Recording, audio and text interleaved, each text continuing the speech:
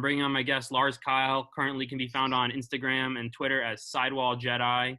Currently works for the Boston Cannons and Harvard as the Director of Lacrosse Operations. Has coached at a variety of schools, Endicott, Bates, Brown, Duke women's, and Bentley women's teams, and is all ingrained in the lacrosse world currently, especially with his stringing knowledge.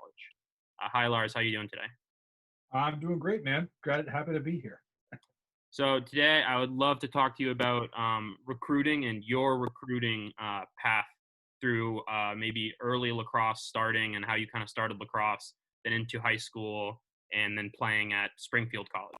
Well, I'll be totally honest. My recruiting path is very atypical for college lacrosse players, and probably for a lot of people that have become lacrosse professionals, meaning coaches or people that are thoroughly involved in the game in some way or another.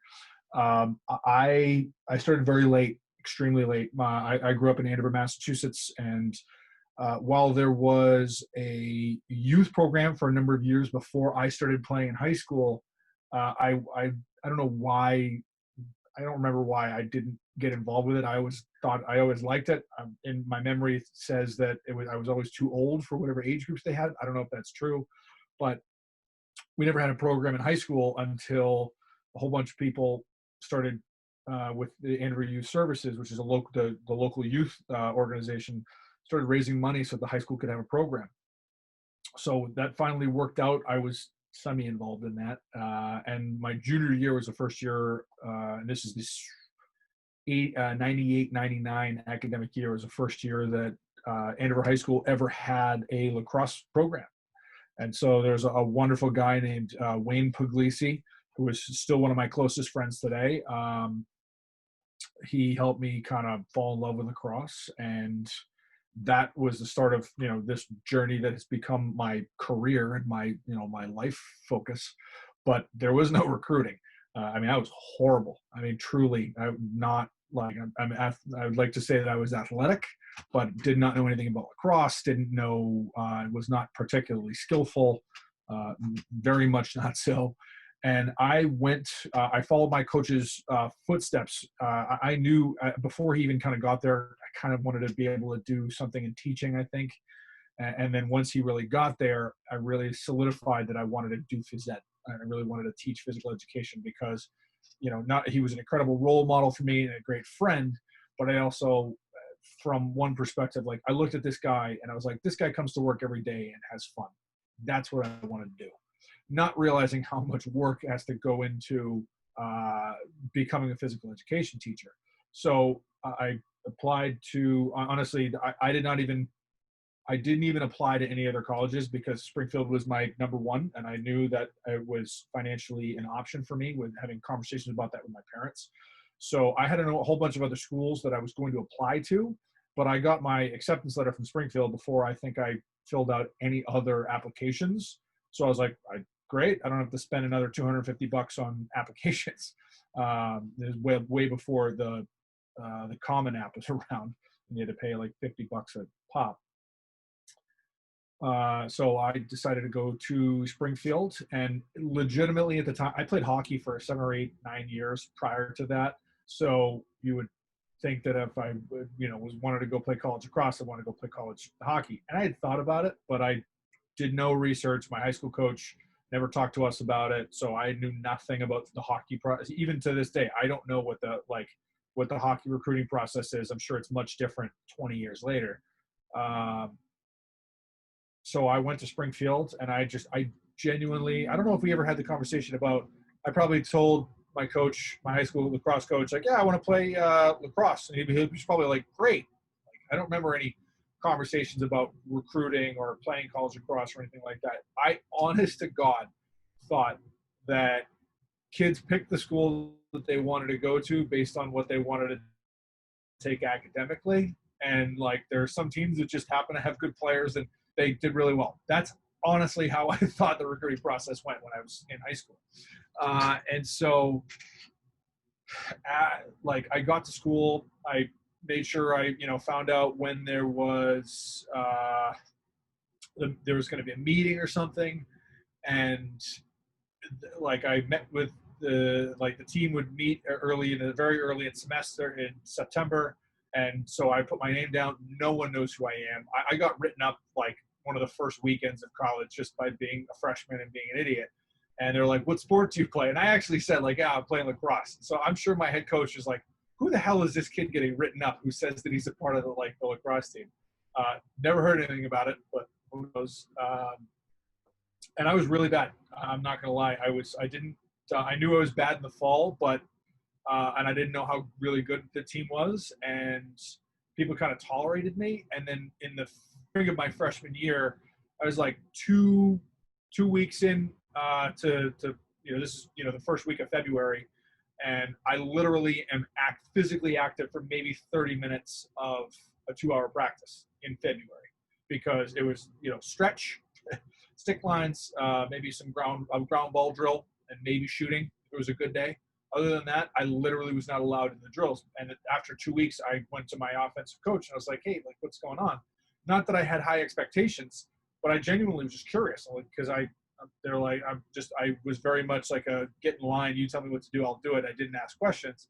And so after practice, I asked one day, and they're like, Lars, honestly, like, you're not good enough right now to help us. If we put you in drills with everybody, it's going to slow everybody down. And so I didn't really take offense to that. It was true.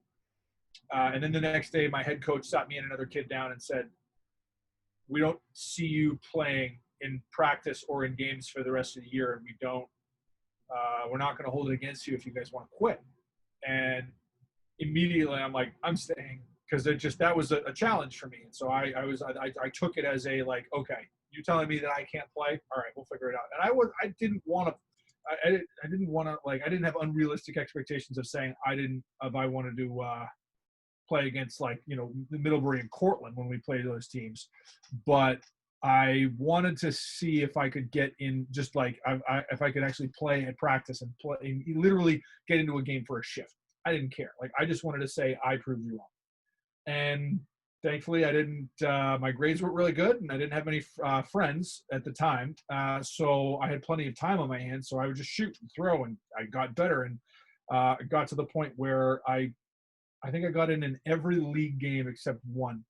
That year, or that year. Babson was really good that year, and so I think Babson was the only league game that I didn't get into, and it might have been like 2 minutes or 4 minutes or 8 minutes. That year at Springfield, we were really good. We were 5th in the country for almost the entire year. We were the highest scoring offense in the country in Division III that year. I think it's 17.9 goals per game. Springfield destroyed everyone in their league back then. Now the rest of the league has caught up to some degree with Springfield in what is now the NUMAC. It used to be the Pilgrim League. But we scored a lot of goals. We had 5 All-Americans. We lost in the quarterfinals to a great Gettysburg team that year. That was the last great Springfield team, I should say. There have been some good ones, but that was I don't know if there's been a team. That was back when there was only 16 teams. There was no play-in games. Now there's 30 or 32 teams in the Division III tournament. This is back before they even had like the 17th, like the extra play-in game. But Division III has also practically doubled since then. Mm-hmm. There was a little over 100 teams in Division III 20 years ago, and now it's well over 200, I believe. Yep.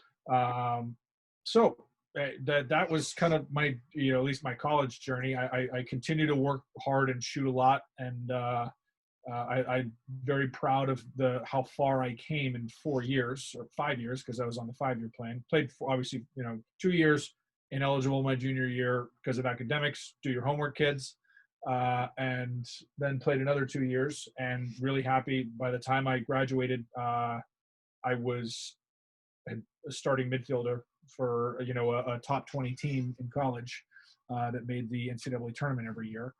I had a lot of fun. I worked real hard and moved on into a career of lacrosse related stuff. So that's basically like my personal path.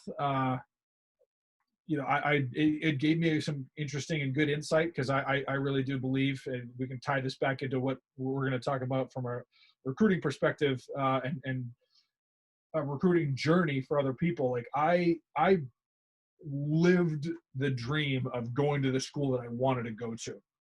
So I can speak from the heart when I talk to families about, and you prospective student athletes, about finding a school that you are invested in as a human rather than just a lacrosse player. There might be another school out there that like, whether it has lacrosse or not, that I would have been a good fit at. I'm sure there's plenty. But I want to believe that I found the right school for myself. I made great friends. I live and breathe what that school promotes, from a standpoint of spirit, mind, and body. If anyone out there is listening to this, if you've ever seen a YMCA, the YMCA, Springfield College, before it was for Springfield College, used to be the YMCA training school. If you ever see a YMCA, see there's the symbol, the Y of the YMCA, you see like the bottom of the Y, and then there's one part of the Y that sticks out over here, and there's a triangle up here. That's the Springfield College triangle. Like, anyone that's ever had anything to do with the YMCA, you have had something to do with like the legacy of Springfield College. And I love that school. I support it for what I can. And I love driving through there and reminiscing whenever I have the opportunity. So that's why I'm a big believer in being able to, in finding a school that's the right fit. If lacrosse doesn't work out, is this the kind of school that you're going to want to stay at? So when did your, I would say, healthy obsession with stringing lacrosse sticks kind of start? I appreciate that differentiation. Healthy obsession. That's good. I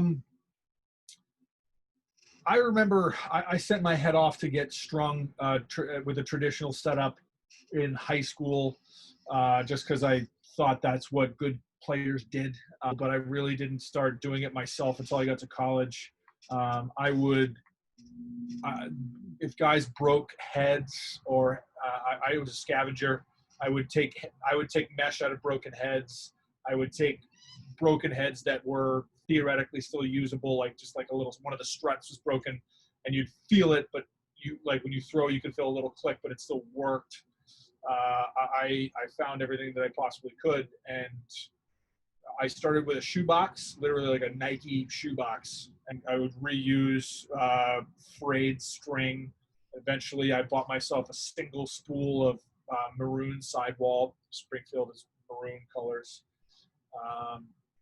I would have one stick that I would use for practice, and then I'd have a backup that I would just redo over and over. I'd restring it every day, almost on a daily basis. I would redo it and try things. Like I would take a stick and be like, okay, what's going to happen if I do 7 shooting strings in a row, like every single row? I would try those weird things and just do it. So that, it was pretty much in the beginning of college. As college went on, my shoebox probably got beat up, and I moved to another shoebox, and eventually I probably moved on to a small, just cheap plastic toolbox. But it was in college that I really started understanding the connection between having a good stick and being able to perform at a high level. And I don't think I would not have explained it like that in college, but that's the way that I explain it right now, because I saw, okay, if I get a stick that works well, it will work for me. Now, I made the mistake of, I didn't have any coaches in college that actually took me aside to say, or realized enough to say, hey, this kid probably could help us, but we need to teach him a couple of things. I pretty much, from a skill perspective, I taught myself everything that I know. And just what I mean is, I never had a coach who was like, all right, we're going to meet twice a week, every week for the next couple of years. And I'm going to teach you, I'm going to turn you into a machine. I think I would have been more successful had I had someone like that, had a coach help me like that. But I shot on my own. I threw on my own. I would restring sticks. I was, like I said, in the first couple of years of school, my grades weren't great because I focused too much on lacrosse. I wasn't I did what people do in college. I went out and partied with my friends on weekends, but I wasn't going crazy partying. I wasn't going crazy playing video games. I would go into a gymnasium I knew would stay lit throughout the, like, stay lit throughout the course of the night. I knew when the security guards were going to walk around and check all the doors, and they would turn the lights off, and I would just go hide until they turned the lights off. And then once the lights were off and I knew they were gone because they locked up the building, I'd go turn the lights back on and I'd throw around and I'd shoot for another couple hours. Like that was just, it was an obsession, getting better, not just the stringing piece. And the stringing piece grew from that. And I taught myself how to shoot first. I strung sticks that allowed me to shoot first and pass second, which I am wholeheartedly against now. But that's after coaching for 15 years, coaching in college for 15 years. I've learned that piece. You got to be able to throw. I was not good with the throwing and catching piece, but I could shoot the hell out of the ball. And it just grew from that. Like I got to the point by the end of my college career, I was stringing for a few other people on the team, but I wasn't good at stringing for other people. I was good at stringing for myself, where the ball would go straight down for anybody else. And I got out of college. I got my first coaching job at Western Connecticut State University, and my coach there helped me out. I ended up getting a job. I worked for Lacrosse Limited for a couple of months, not years, months. And it was just the only one that was close was Mount Kisco. It was a little bit too far to try and keep that job and coach at the same time. But even so, Paul Kim, wherever you are out there, I think he's still out in Denver right now. Paul Kim was the manager at that Lacrosse Limited, and I learned a lot from him. It was interesting to have somebody be like, nope, sucks, do it again. And so I learned a lot about having to string for other people because I couldn't just string one way. And just being in college lacrosse and having this hobby, I just kept doing it because I loved it. Like I genuinely thought about going to art school. Like it was literally art school, phys ed. And I chose phys ed and I chose Springfield College, and I don't regret that decision at all. But I missed going to art school because I had a whole portfolio. I was going to art colleges, art schools I was on tours because that's what I thought I wanted to do. And I actually picked up a huge art minor. It was huge at the time. So I played my 4 years and got an art minor at the very end of that. And it was awesome. And I loved it. And I don't draw anymore. I was big pen and ink. I probably would have gotten into, as computers were getting, faster and faster, I probably would have gotten into doing stuff on like Photoshop or, 3D design or things like that. I would assume I would have gone into that because that's very interesting to me now. But all of that like kind of artistic direction I put into stringing sticks, and I enjoy like the aesthetic of having a stick that not only performs at a high level, but also looks good. So I love that. I was very passionate about it. And so it worked out that the thing that I was getting paid to do, coach college lacrosse, that my hobby was directly, like me getting better at my hobby would directly impact my team and how good they did. So I just continued to do it. And just, it was a little bit here and there. Obviously I was doing it for myself, and I made connections through college coaching of knowing people in the industry. And the year that I spent when I was an assistant coach for the women's team at Duke, I got to know a lot of the people who worked at STX really well, because I would sit in with my team, the women's team, when the women's reps would come down and talk to our team about product. But I would also still stringing mainly men's sticks. This is before women were allowed to use mesh. And so I would pay attention to when the the men's reps would come down from STX, and I would just go sit down and talk to those guys. And so I started that's where the relationship that I have today with STX began. Like, I just wanted to talk about this thing that I was, had a healthy obsession, as you put it. I just wanted to talk to people about it. And obviously I'd love to be on the inside of that group, of knowing what's going on. And that's where it started. Like, I got put into this group of stringers that was figuring out how to string I don't have any immediately available, the original the Surgeon 700 that had like this mid rail. I got sent one of those about a year before it got released. And so they're like, hey, we've got this new product. We were really happy with where it's, we think stringers are going to love it, but you and me or 3 or 4 other people were just like, here's 2 heads, go nuts, like, be creative. And so that was a wonderful experience, because that's where I started to actually, you know what? I might as well grab one. This is a Surgeon 700, and it was that time that I was down at Duke, and this thing where it was like, hey, be a part of this group, be creative, like try some new ways to string a stick.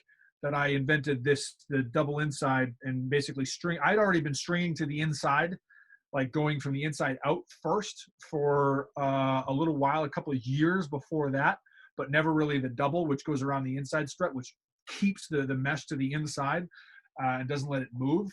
It was while I was at Duke that I really kind of started doing that and really started kind of like solidifying that as like a way to do it, because no one had done it like that before. Like, I mean, maybe somebody had tried it once or twice, but like, I'm very proud of the fact that like I started that movement. I would say I was probably the driving force behind that becoming something that people do regularly now. And so it only built from there. When I came home, when I moved back up to Massachusetts after being at Duke, I continued this relationship with STX with both the men's side and the women's side, because it was that summer of 2017 that the NCAA or U.S. Lacrosse and the NCAA changed the rules and said, okay, women are now allowed to have mesh in their sticks. Mm-hmm. And so that's because of that led to me being able to do women's sticks as well, because I don't do traditional, because honestly, it's not that I couldn't do it or wouldn't love doing it. It takes too much time. I can get a men's stick done in 20 or 30 minutes. It would take me, well over an hour to do one stick. And economically speaking, like, I'm not going to do a stick that I'm not proud of, and I'm not going to try to go through a stick fast, because speed is the enemy of consistency and high quality in this respect. So I can do men's sticks quickly. I can do an awesome job stringing men's sticks. And if I've got 3 heads and 3 pieces of mesh that are all the same, and all 3 heads need to be exactly the same, I don't have to think about the pattern. I can just rip them out. Like, I can do that in 15 minutes, but I can do an awesome job in 15 minutes because I know what I'm doing. If I take a new head that I've never done before, or a new piece of mesh that I've never done before, it will take me hours. I will do it for hours trying to figure different pocket shapes out. So once I got back from Duke, I just started saying like, hey, like I think that the stringing community is at a place where like we have, our social networks are now at a place where the stringing community can really express themselves easily, because in the past, like 10 years ago, there was like the lacrosse forums and people didn't have digital cameras.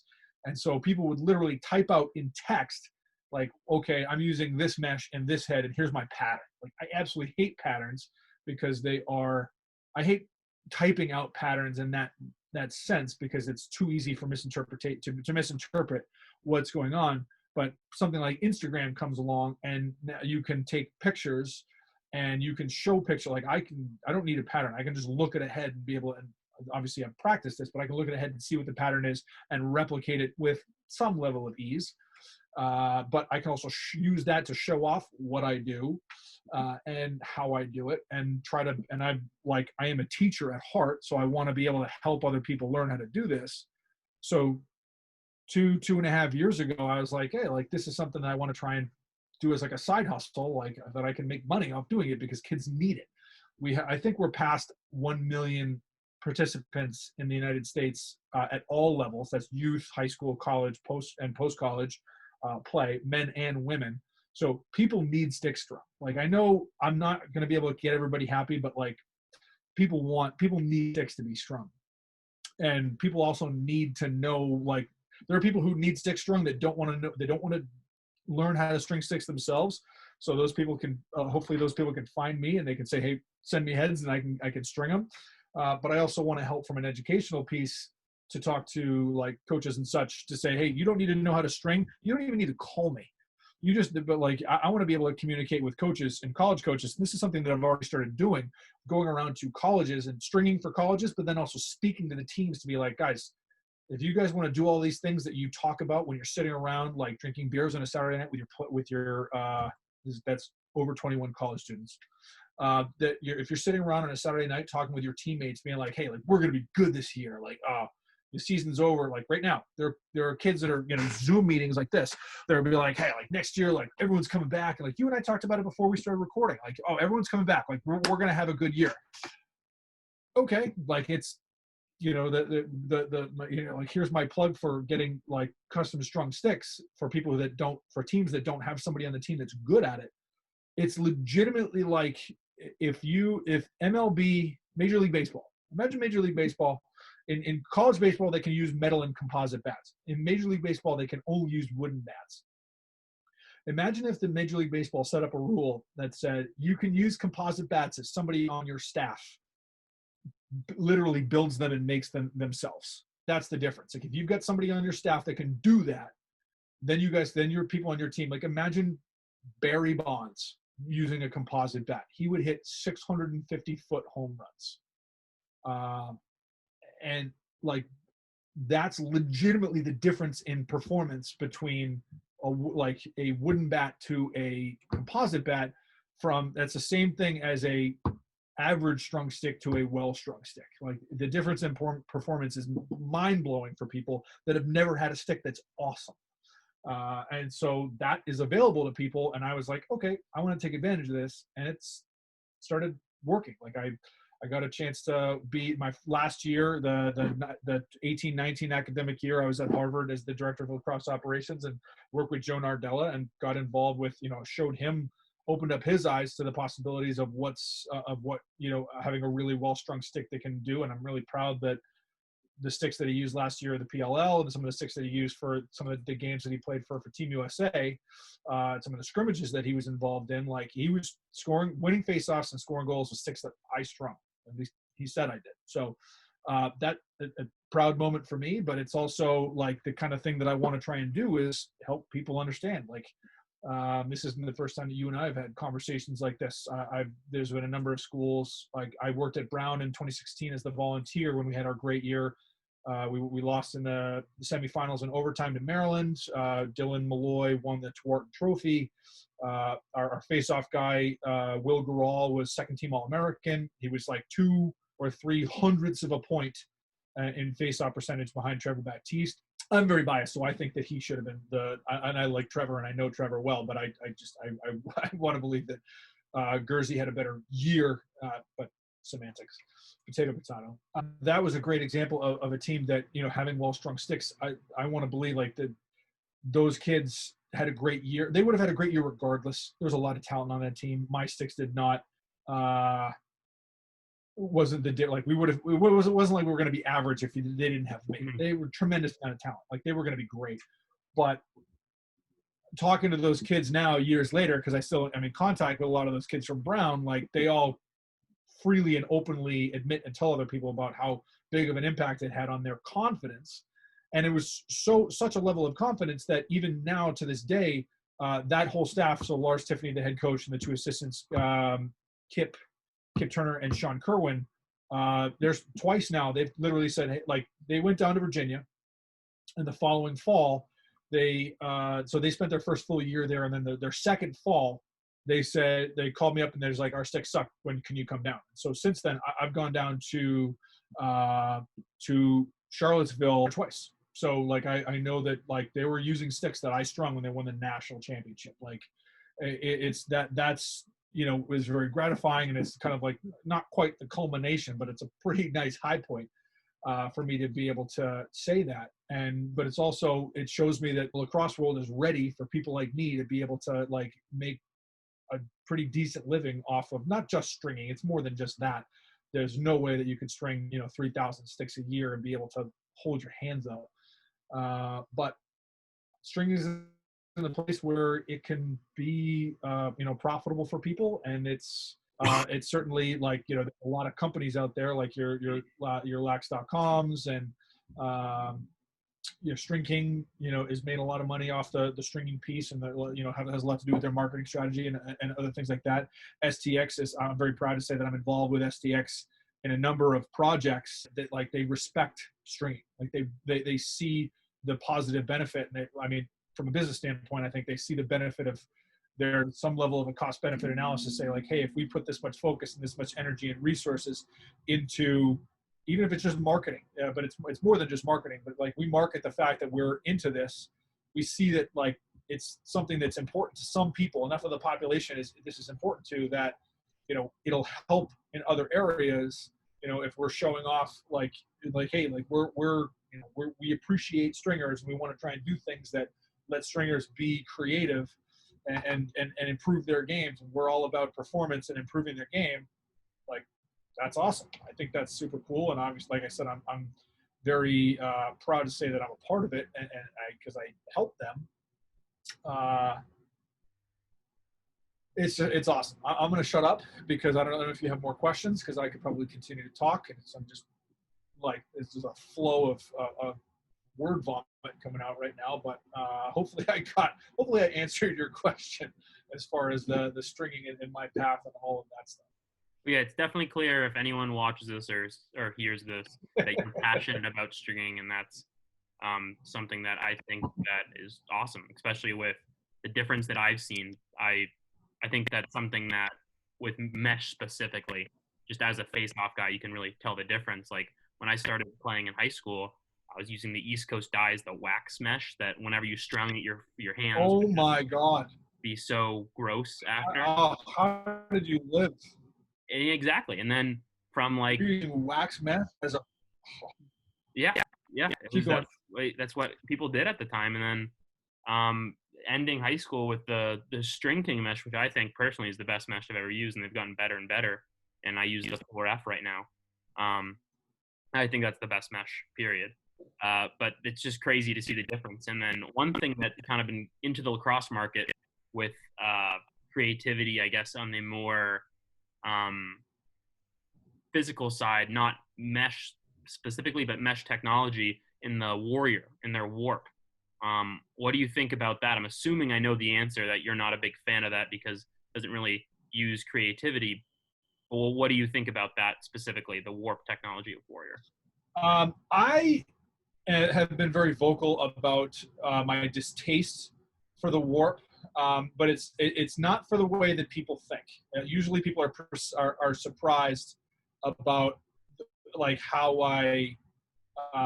what I discuss. I am a proponent of people throwing. Of people being able to throw. So as a stringer, one of the banes of my existence is factory strung sticks. To be specific, a factory strung stick is something that is typically done literally in a factory. Most of the major manufacturers all have factory workers abroad, be it Thailand, China, Singapore, areas where there's labor is much cheaper. Like these businesses, big business happens for a reason. You know, people they're not doing these kinds of things on a whim. They're having like the lowest bidder paying I'm sure not well for these people to string hundreds of thousands of sticks every year that they're going to, you take your Warrior. String King does all their stuff in-house in California, which I think is great. And it's also, it's no wonder why their stuff is the best. They have the best factory strung sticks, period. And it's like, I love STX and I work with them a lot, but I've had a lot of conversations with people in that office about like, hey, what can we do to improve the quality of the factory stringing? But it's not just easy. There isn't like, while these are $1 million companies, they're not $1 billion companies. Like they're not like, they've gotten this far doing it one way, and they see the problem. They recognize and they see the problem that they started with like shipping their stringing overseas, because it's cheaper. Like I would hear stories about brine, and they would have like housewives, just sitting in a back room of a warehouse, like smoking cigarettes and watching, like literally like housewives watching like soap operas during the day, and just crushing them, but just doing them as fast as possible because they just got to get them out. And it's not, and I hate that. It hurts my heart because I want people to use something that they love. And so all these sticks, hundreds of thousands of sticks are coming in the United States, are going around the world every year that are strung poorly, that are strung for speed. and it is all about just getting them out there and selling and like making your margins. And so like, you know, most companies don't operate losing money. You know, people aren't just, you know, it's not like there are billionaires just donating money to companies so that they work. You know, typically if companies aren't making money, they do not continue to function. And so I hate factory strung sticks because it makes it it makes it so that it's not easy for people to throw. People don't generally know how to break in sticks or break in mesh. So the factory strung stick, they don't break them in, they put in the shooting strings, the mesh breaks in, the shooting strings stay tight, balls go straight into the ground. It changes the experience for people. I'm sure it would be the most difficult thing in the world to try and figure out a way to track the metrics of how many kids in the United States, boys and girls, play lacrosse for a year and maybe 2 years and then stop playing because they didn't have a good experience. They didn't have fun. Because people will be like, you can just say, oh, they didn't have fun. But it'll probably be like, oh, they weren't playing they weren't on their friend's team. Their coach wasn't good. I believe there's a legitimate statistical portion of the population that stopped playing because they weren't having fun, because they didn't have a stick that made it easy for them to throw and catch. If I don't have those metrics. I don't know if there's any way to actually do it, because there's a lot of people out there in youth lacrosse in non-traditional hotbeds in the United States that the coaches don't even know enough, because a lot of times it's going to be parents. They don't know enough to know that, like, okay, this kid stopped playing because he didn't have a stick that worked. Mm-hmm. They were just like, oh, you've got to work on your stick because your skills, your mechanics aren't good. Most of the time in non-traditional areas where those kids are getting factory strung sticks from Dick's Sporting Goods, though, like it's not that they, you know, like, yes, they need their mechanics to get better, but it's impossible to throw with some of those sticks. So from that respect, what Warrior did, like Warrior creating a stick that comes out of a machine ready to go and will work, I am a proponent for. I like that because it allows kids, if that's all the kids have, then they have something that I'm confident it will be easier to throw with than a poorly strung sticks from a factory that they got off the wall. I am a proponent for youth players to use some of the, like the Warp Junior or the Warp Next, which are very specifically aimed at the youth market, because it's something that will work. It will throw. I am not a proponent of anyone older than the age of maybe 12 using the higher level warps, because unless you were literally going to their manufacturing facility in Michigan and you were testing a whole bunch of the tester sticks that they have out, and they literally make one for that individual person. Anyone who's watched, some of Paul Rabel's older, like Paul Rabel, Rob Pennell, there's a bunch of other guys up there, but those are two of like the main, Zach, the big. Well, like it's their guys, like so, and they will go up there to Warp City, and they will sit there. Like if anyone goes back and you find Paul Rabel's YouTube channel, you can see videos of him testing sticks and taking shots, and they will literally, like, he'll go in there, he had a video where he tested, I don't even know how many, probably like 10, 20 different variations of the warp in this little netted area that they have in their factory, where they've got a bounce back and a goal, and they just plenty of balls and you can just shoot. And it's like, okay, I like this, I like that, I don't like this, I don't like that. And then they go have lunch, and while they're having lunch, the machine is literally manufacturing a stick that is perfect for his mechanics. And that's what stringing can do for people. Like, I can sit there with you, we can go out onto a field, I can give you a bunch of sticks to test. You can say, I like this, I like that. And in 20 minutes, I can give you a stick I can string a brand new piece of mesh into a brand new stick that is tuned for your play style and your mechanics, even for a face-off guy, but let's say specifically if you're getting a stick to play the field, that is perfect for you. Arguably perfect, because also I'm there to make adjustments and dial it in so you are in love with your experience and your stick. You can't do that with the warp at a high level. You can, like, even like the super high-end warps, like you've got that are like you get whip 1, whip 2, whip 3. One, I don't think whip is describing the word whip. So many people have a different idea of what it means and how it is derived. And that's another thing that I, hope to have a mark on. I hope to be able to put a mark on in my career, in my lacrosse career, to be able to look back and say like, hey, I helped the lacrosse community as a whole have a better understanding of what that word means. Because I hear people talk, like I wrote my graduate school research paper on defining the term. And the best thing that I could basically describe it as is it's a word that people use to describe the way the ball comes out of the stick. I didn't define it. I just made it. Like the 26-page paper basically comes down to, this is a word that people use to describe the way that a ball comes out of the stick. That's the best that I could come up with. And it's not it's not better. It's just there's so many different ways that whip is derived that people have different understandings of what it comes to. Mm-hmm. So, and also I also disagree wholeheartedly with the way that the sticks are. I mean, I've practiced with warps. I've tried to play with warps. Warps, I believe, have a double pocket, which I don't talk about a whole lot because most people aren't going to really understand what I mean. But essentially, like, there's where the ball wants to sit, and then there's another spot up here where the ball gets stuck on. Like, their whip 3 sticks, I wouldn't recommend them to anybody. And I don't know how people play with them at a high level. Oh, wait, I remember. The people that are playing with them at a high level are the people that literally get to go design them themselves, and they're also paid to use them. Yes. You don't find it's like, I'm not trying to be a jerk and throw shade and take shots at Warrior, but people who aren't Warrior, like signed Warrior, like sponsored athletes, aren't using the warp. There's a couple people that are, but they're like Whip 1. There's a kid on the Cannons, Scott Hooper, played at University of Virginia. He uses one. I chirp him all the time about it but he's good with it.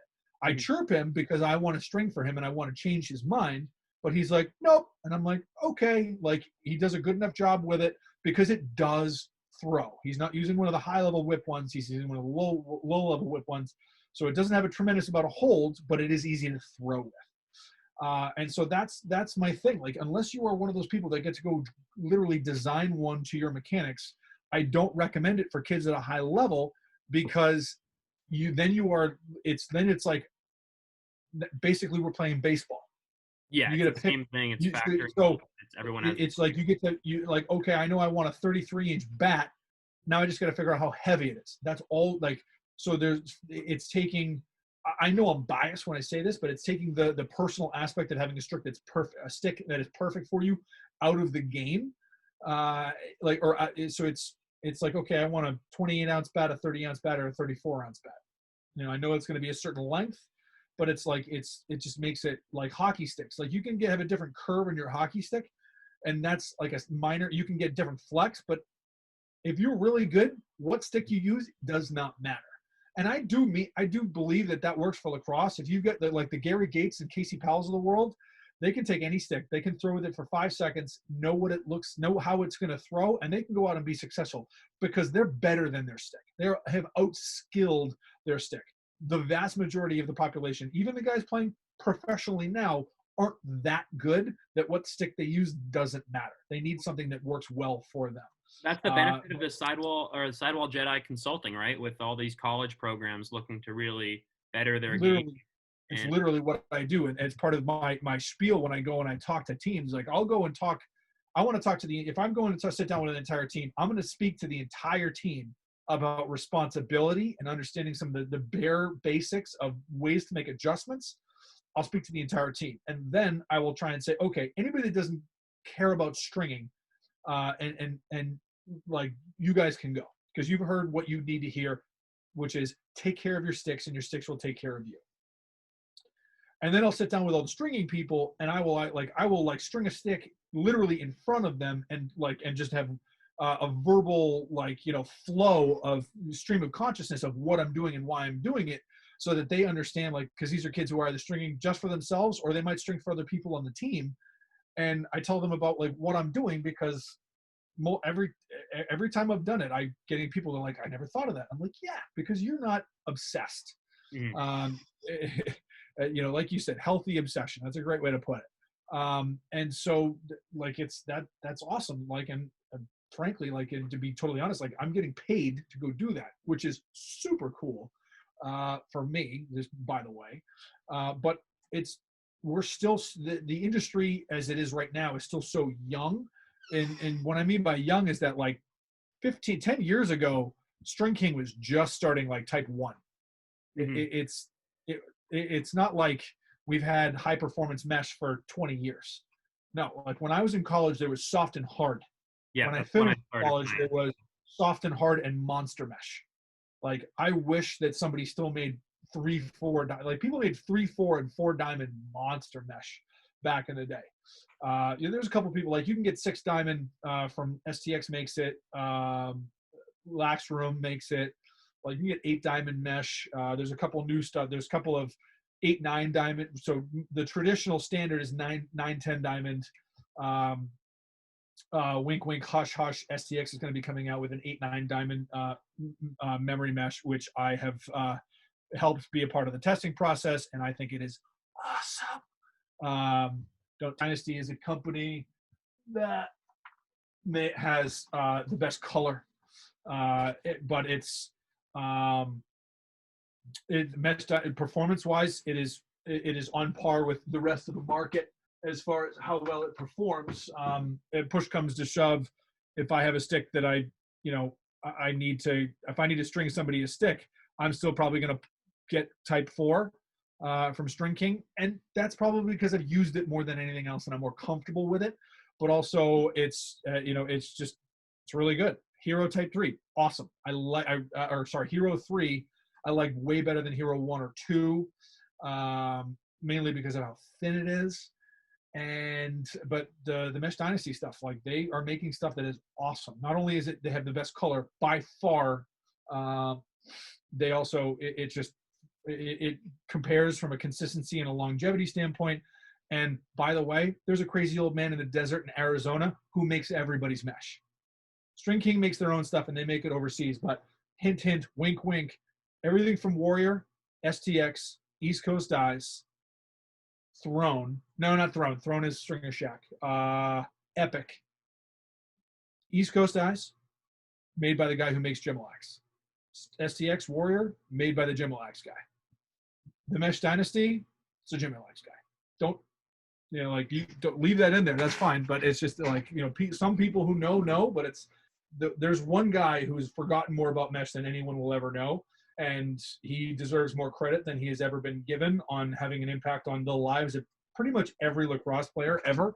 Every lacrosse player in the last 30 years, because he's the one guy who's been making mesh, and there's not many other people that do. There's a couple. Stringer Shack is a separate entity. It's somewhere in Massachusetts. I believe it's in Massachusetts. And they make Throne on the side. And so there's your side note into the mesh aspect of it. But we're in a weird, wonderful, fantastic time. And this, this little interlude pandemic that we have has given everybody time to be able to look at stuff online. If you notice on Instagram, there's a lot more people going live, myself included, and a lot more people who are looking, online for ways to learn and get better. And so that's why, like, one of the things that I'm doing, in addition to trying to sell stringing options and sell strung heads, brand new strung heads that you see up here behind me. I also want to get into the teaching piece, because everyone is stuck at home and stuck looking at their computer and looking at their phone. And so it's a brave new world, and there's possibility. So I guess wrapping up, separate note, probably have enough for 2 or 3 episodes, which is awesome. Yeah, you probably definitely given me the content. To kind of connect back to the college experience, or just lacrosse experience in general, there's one memory that really sticks out to you from college, whether that's coaching or playing. What would that be? And could you tell us a little bit about that? Geez. One memory that sticks out as a positive instance of college lacrosse and what it means. For you, I met you when you were coaching at Brown, and that's something that's obviously that I watched your game live that you played at Brown, the playoff game against Navy. Amazing game to be a part of, really the first kind of live lacrosse at that That was that a next great game. level that I got to see in person, which would always going to stick with me. But that's Um, an example or something maybe playing wise of you. Springfield went to 3 NCAA tournaments, won 3 Pilgrim Conference championships, just something along those lines. 4, sorry.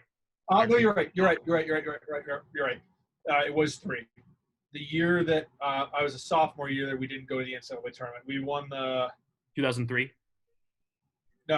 2002 when I was a sophomore.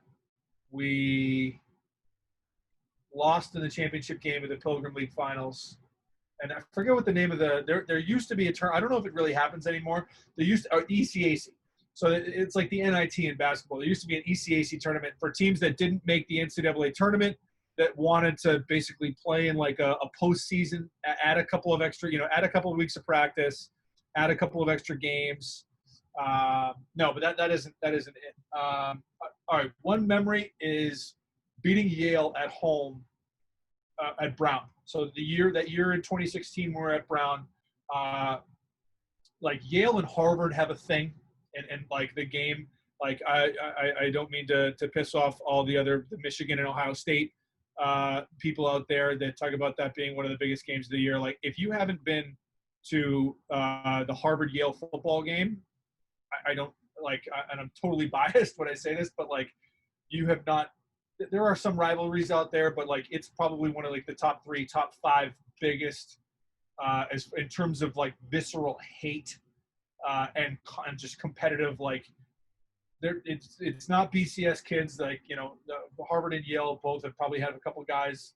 Harvard I know because I walk through the hallway every day. So I know there's 10 or 15 guys that have gone from Harvard to play in the NFL. Ryan Fitzpatrick is one of those guys that I see pictures of everywhere. But from a lacrosse standpoint, like Brown and Yale have a thing, and it's not as big as Harvard and Yale for everything, but it's Brown and Yale don't like each other on the lacrosse field. Like I know a lot of those guys have friends, like the guys that when it like it's they hate each other for 2 hours a year.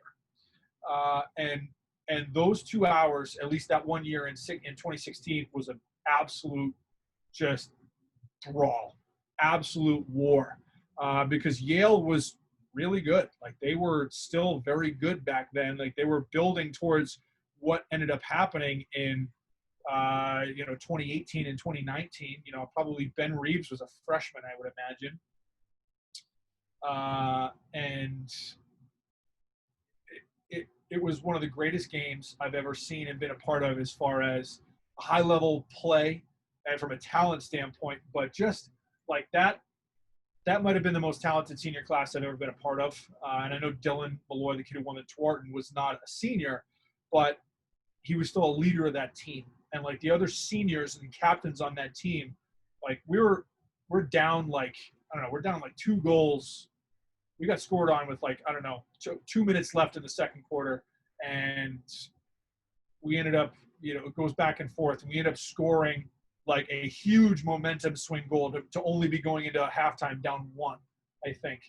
And this was at a field that was standing room only. There was people standing at every fence, every part of the fence where you could look over the fence and not pay to get in. There were people like 2 or 3 deep.